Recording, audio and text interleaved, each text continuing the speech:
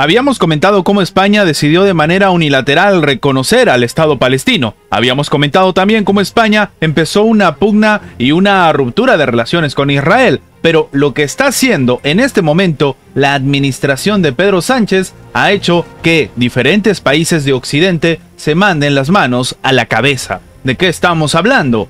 Vamos a comentarlo.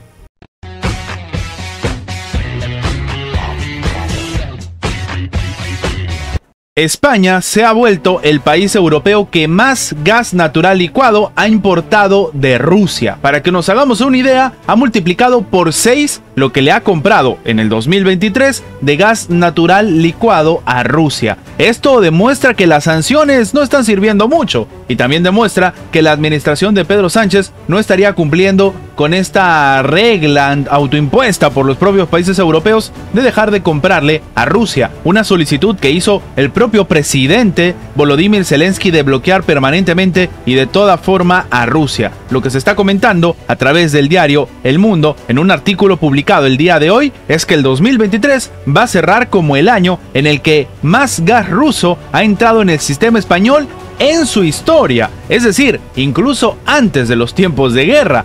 Antes, cuando la situación se llevaba bien, cuando existía el funcionamiento del Nord Stream 1, antes que sucedan los ataques al gasoducto Nord Stream 2, un escenario que para muchos expertos demuestra que en Europa no necesariamente todos los países siguen el mismo ritmo. El propio periódico señala que Rusia, que en septiembre ya había enviado tanto gas como en todo el 2022, es el tercer proveedor de hidrocarburos de España, solamente detrás de Argelia y de Estados Unidos, con un alto 18,1% de la cuota de todo el gas importado al país europeo. Lo que está diciendo el diario es bastante contundente. En apenas 5 años, Rusia ha pasado de tener una aportación prácticamente marginal del 2,4%, por ejemplo, en el 2018, a ser el tercer exportador entre enero y octubre del 2023. Esto según los datos que incluso se publican de manera mensual por el gestor técnico del sistema,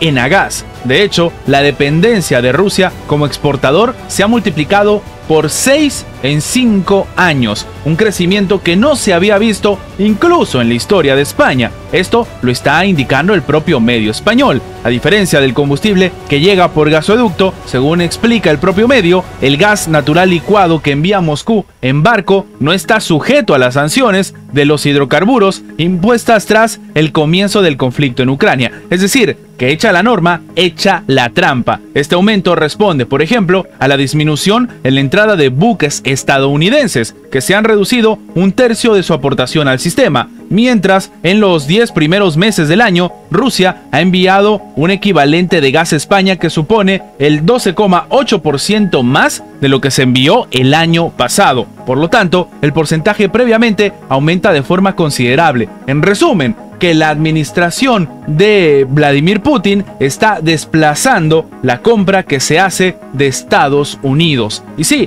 a pesar de que esta no es una situación normal para el mercado, no es una libre competencia por las sanciones impuestas a Rusia, básicamente la administración en Moscú le está ganando terreno a Estados Unidos. Además, España es el principal importador de gas natural licuado ruso entre los países de la Unión Europea, con 5.210 millones de metros cúbicos importados de enero a septiembre del 2023. Esto de acuerdo con los datos publicados por el propio Instituto de Energía Económica y Análisis Financiero y recogidos por el diario La Vanguardia. A España le sigue Francia, Bélgica en volúmenes de adquisición de este combustible, lo cual demuestra que la administración de Pedro Sánchez no solamente tiene cruces o choques con respecto a lo que está sucediendo en Oriente Medio, sino en las relaciones comerciales con el gobierno de Vladimir Putin. Europa está sumida en el pesimismo ante la necesidad de dar a Ucrania el dinero prometido y cumplir con otros compromisos. Mientras tanto, los países de la Unión Europea también tienen problemas internos. Los índices de los políticos que se oponen a Bruselas, como Viktor Orbán y Geert Wilders, están subiendo. Esto lo ha afirmado The Economist. De hecho, de acuerdo con el diario británico, es poco probable que en el 2023 se termine con una nota optimista para Europa. El primer ministro húngaro Viktor Orbán muy pronto va a poder conseguir un nuevo aliado, después de que el Partido de la Libertad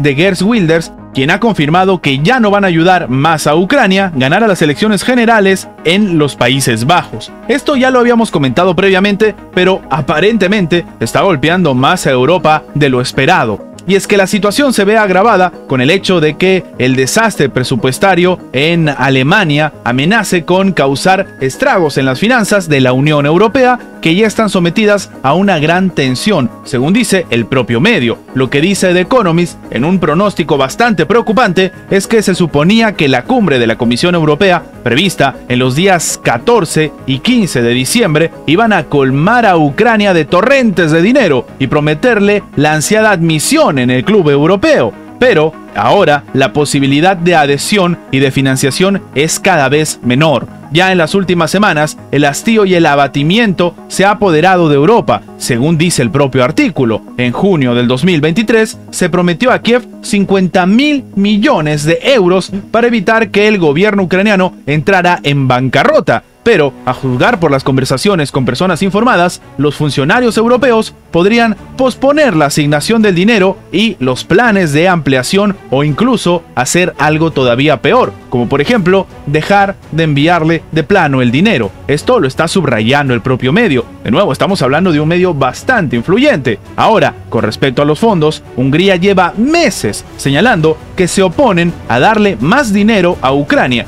Y esto es un problema, según bien los propios europeos, ya que una decisión que requiere el acuerdo unánime de los 27 miembros de la Unión Europea es lo que estaría bloqueando el envío de dinero a Ucrania. De hecho, algunos dicen que en los pasillos de diferentes países, precisamente de los europeos, se dice que Viktor Orbán está salvando a la Unión Europea, porque precisamente por su forma de oponerse, ha hecho que el dinero no entre en Kiev. Y esto llama la atención, porque en anteriores situaciones se ha visto cómo algunos países estaban en contra de alguna medida, y sin embargo, a pesar de esto, la Unión Europea por mayoría ha decidido ejecutarla, argumentando pues que algunos votos no son válidos, o que la situación no entra pues en discusión, pero en este caso, oh sorpresa, sí que vale la oposición de Viktor Orbán, haciéndolo ver a él como el malo de la película, cuando la realidad es que otros funcionarios dentro de los países europeos tampoco quieren apoyar. Ahora, el propio periódico británico ha dicho que hay otro palo en la rueda, y sería Alemania. El 15 de noviembre, el Tribunal Constitucional alemán ha dictaminado que el uso de fondos extra presupuestarios con los que el gobierno eludió el freno de la deuda autoimpuesto era inconstitucional,